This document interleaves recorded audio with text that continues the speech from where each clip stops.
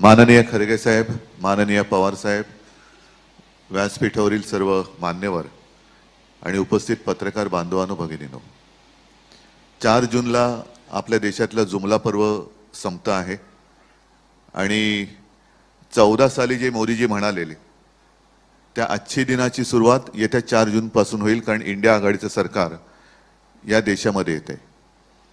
जवळपास सर्व प्रचाराचे मुद्दे म्हणजे जनतेच्या जीवन मरणाचे प्रश्न हे सगळे अख्ख्या देशामध्ये चर्चिले गेलेले आहेत।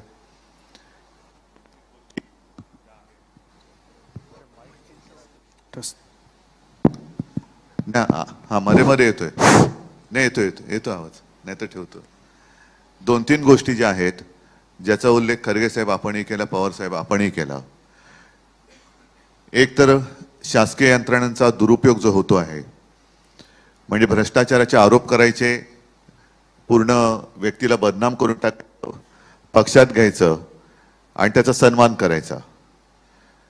महत्त्वाचा मुद्दा जो मी माझ्या कालच्या भाषणात सुद्धा मांडला की महाराष्ट्राला हे बदनाम करतायत, महाराष्ट्राला लुटतायत आणि मुंबई हे देशाचं आर्थिक केंद्र हे त्यांना बघवत नाहीये। मुंबईची लूट करायची आणि सगळं काही गुजरातला घेऊन जायचं, ही मुंबई आणि महाराष्ट्राची लूट आपलं इंडिया आघाडीचं सरकार थांबवेल आणि परत एकदा महाराष्ट्राचं वैभव जेवढं होतं त्याच्यापेक्षाही अधिक कित्येक पटीने हे महाराष्ट्रात आम्ही परत आणू।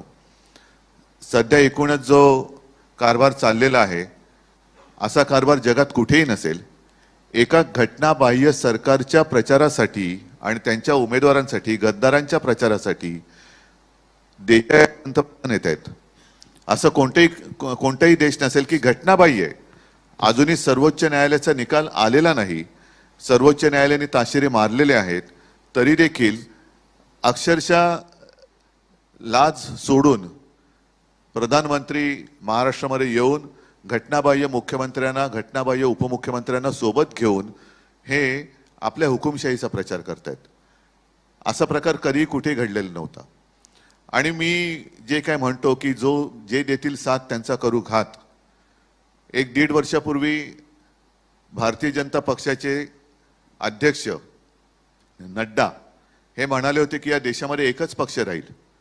मी कालच माझ्या एका मुलाखतीत म्हटलंय की आम्हाला हे नकली सेना म्हणतात, उद्या RSS ला सुद्धा हे नकली संघ म्हणतील आणि योगायोग असेल काही असेल। खरगे साहेब आजच्या इंडियन एक्सप्रेसमध्ये नड्डा साहेबांची मुलाखत आलेली आहे, त्याच्यात त्यांनी म्हटलं की आता भाजपा हा स्वयंपूर्ण झालेला आहे, त्याला RSS ची गरज नाही।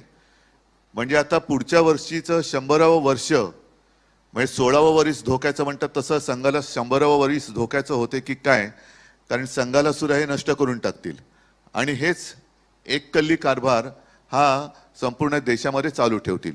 ही हुकुमशाहीची नांदी आहे। ज्यांनी आपल्याला राजकीय जन्म दिला त्याच पक्षाला, त्याच संघाला किंवा त्या संस्थेला संपवायला निघालेले आहेत। आणि त्याच करता मी जे काल म्हटलं की यांना गद्दारांची घराणेशाही चालते पण प्रमोद महाजनांची चालत नाही, आमची चालत नाही, हा सगळा प्रकार हा घृणास्पद आहे। त्याच्यावरती मी वेळोवेळी बोललेलो आहे। आज सुद्धा आणखीन काही आपल्याला प्रश्न असतील तर आमच्या तिघांपैकी आपण कोणाला विचारा, आम्ही त्याच्याबद्दल उत्तर देऊ। एकच मिनिट, सॉरी, जो कालच्या सभेत मला बोलण्याचा एक मुद्दा होता की यांचा पैशाचा वाटप हा मोठ्या प्रमाणावरती चालण्याच्या तक्रारी आमच्याकडे येत आहेत।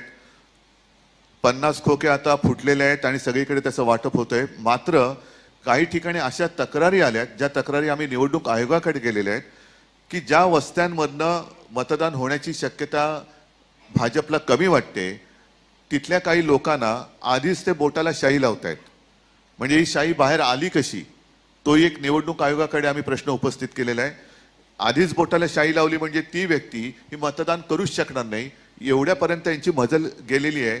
तर मी आपल्या माध्यमातून उद्या जिथे जिथे निवडणुका होणार आहेत तिथल्या सर्व निवडणूक यंत्रणेला आणि आमच्या तिन्ही पक्षांच्या कार्यकर्त्यांना सतर्क राहण्याच्या सूचना देत आहे की असा कुठे जर का गैरप्रकार आढळला तर त्याला ताब्यात घेऊन पोलिसांच्या ताब्यात द्या।